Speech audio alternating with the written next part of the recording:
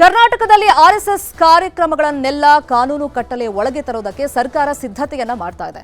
ಸಚಿವ ಪ್ರಿಯಾಂಕ್ ಖರ್ಗೆ ಬರೆದ ಪತ್ರವನ್ನೇ ಸರ್ಕಾರ ಬ್ರಹ್ಮಾಸ್ತ್ರವನ್ನ ಮಾಡಿಕೊಂಡಿದ್ದು ಆರ್ಎಸ್ಎಸ್ ವಿರುದ್ಧದ ನಿರ್ಬಂಧಗಳಿಗೆ ತಮಿಳುನಾಡು ಮಾದರಿ ಅನುಸರಿಸಲು ತಯಾರಿಯನ್ನ ಮಾಡಿಕೊಳ್ತಾ ಇದೆ. ಸರ್ಕಾರದ ವಿರುದ್ಧ ಕಮಲ ಪಡೆ ಸಮರವನ್ನೇ ಸಾರಿದೆ.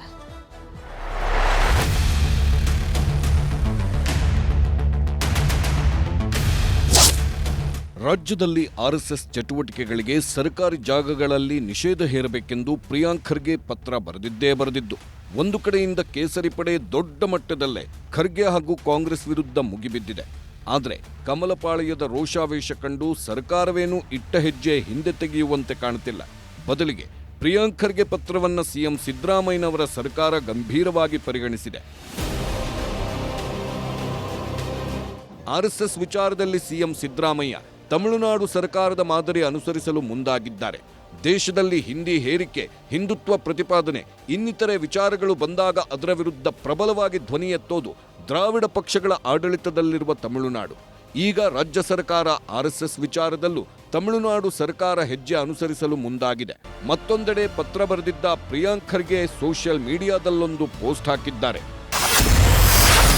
ಸಚಿವ ಪ್ರಿಯಾಂಕ್ ಖರ್ಗೆಗೆ ಬೆದರಿಕೆ ಕರೆ. ಹೆದರೋದಿಲ್ಲ, ಎದುರಿಸಲು ಸಿದ್ಧ ಎಂದಿರುವ ಮಿನಿಸ್ಟರ್. ಆರ್ಎಸ್ಎಸ್ ಮೇಲೆ ನಿರ್ಬಂಧ ಹೇರುವ ವಿಚಾರಕ್ಕೆ ಸರ್ಕಾರಕ್ಕೆ ಪತ್ರ ಬರೆಯುತ್ತಲೇ ಗ್ರಾಮೀಣಾಭಿವೃದ್ಧಿ ಸಚಿವ ಪ್ರಿಯಾಂಕ್ ಖರ್ಗೆ ಅವರಿಗೆ ಜೀವ ಬೆದರಿಕೆಗಳು ಬರುತ್ತಿವೆಯಂತೆ. ಹಾಗಂತ ಸೋಷಿಯಲ್ ಮೀಡಿಯಾದಲ್ಲಿ ಪೋಸ್ಟ್ ಹಾಕಿದ್ದಾರೆ. ಯಾವಾಗ ನಾವು ಈ ವ್ಯವಸ್ಥೆ ವಿರುದ್ಧ ಧ್ವನಿ ಎತ್ತೀವಿ ಅವಾಗೆಲ್ಲಾನು ಕೂಡ ನಮಗೆ ಕರೆಗಳು ಬಂದಿದೆ. ತತ್ವ ಈ ಸಿದ್ಧಾಂತ ಗಾಂಧೀಜಿಯವರಿಗೆ ಬಿಟ್ಟಿಲ್ಲ, ಬಾಬಾ ಸಾಹೇಬ್ ಅಂಬೇಡ್ಕರ್ ಅವರಿಗೆ ಬಿಟ್ಟಿಲ್ಲ, ನಮಗೆ ಬಿಡ್ತಾರ?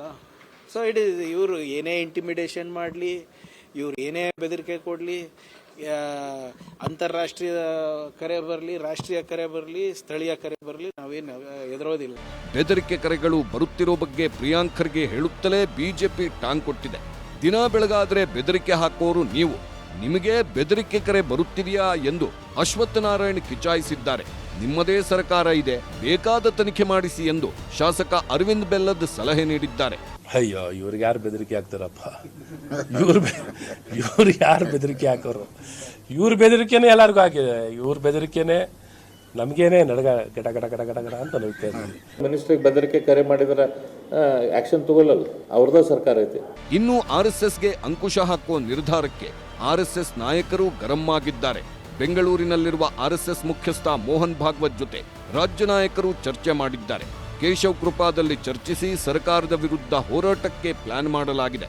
ರಾಜ್ಯ ಕಾಂಗ್ರೆಸ್ ಸರ್ಕಾರದ ಹಿಂದೂ ವಿರೋಧಿ ನಿಲುವಿನ ವಿರುದ್ಧ ಜಾಗೃತಿಗೊಳ್ಳಲು ಭಾಗವತ್ ಸಲಹೆ ನೀಡಿದ್ದಾರೆ. ಹೀಗಾಗಿ ರಾಜ್ಯದ ಹಲವು ಕಡೆ ಈಗಾಗಲೇ ಐ ಲವ್ ಆರ್ಎಸ್ಎಸ್ ಪೋಸ್ಟರ್ ಅಭಿಯಾನ ಶುರುವಾಗಿದೆ. ಮಂಡ್ಯ, ಕಲಬುರಗಿ, ವಿಜಯಪುರದಲ್ಲಿ ಐ ಲವ್ ಆರ್ಎಸ್ಎಸ್ ಎಂಬ ಪೋಸ್ಟರ್ ಅಂಟಿಸಲಾಗ್ತಿದೆ. ಹಾಗೆ ಭಾರತ ಪ್ರೀತಿಸುವವರು ಆರ್ಎಸ್ಎಸ್ ಪ್ರೀತಿಸುತ್ತಾರೆ ಎಂಬ ಪೋಸ್ಟರ್ಗಳ ಮೂಲಕವೂ ಅಭಿಯಾನ ಸಾಗಿದೆ. ಸದ್ಯ ರಾಜ್ಯದಲ್ಲಿ ಕಾಂಗ್ರೆಸ್ ಸರ್ಕಾರ ನೇರವಾಗಿ ಆರ್ಎಸ್ಎಸ್ ವಿರುದ್ಧ ಸಮರ ಶುರು ಮಾಡಿದೆ. ಈ ಹಿಂದೆ ಸದನದಲ್ಲಿ ನಮಸ್ತೆ ಸದಾವತ್ಸಲೆ ಎಂದು ಹೇಳಿ ಡಿಸಿಎಂ ಡಿಕೆ ಶಿವಕುಮಾರ್ ಕಾಂಗ್ರೆಸ್ ಹೈಕಮಾಂಡ್ನ ಕೆಂಗಣ್ಣಿಗೆ ಗುರಿಯಾಗಿದ್ದರು. ಆದ್ರೀಗ ಪ್ರಿಯಾಂಕ್ ಖರ್ಗೆ ನಿಲುವಿನ ಪರವಾಗಿ ಕಾಂಗ್ರೆಸ್ ಹೈಕಮಾಂಡ್ ಹಾಗೂ ರಾಜ್ಯ ಕಾಂಗ್ರೆಸ್ ನಾಯಕರು ಎಷ್ಟರ ಮಟ್ಟಿಗೆ ಗಟ್ಟಿಯಾಗಿ ನಿಲ್ಲುತ್ತಾರೆಂದು ನೋಡಬೇಕಿದೆ. Bureau report, news 18.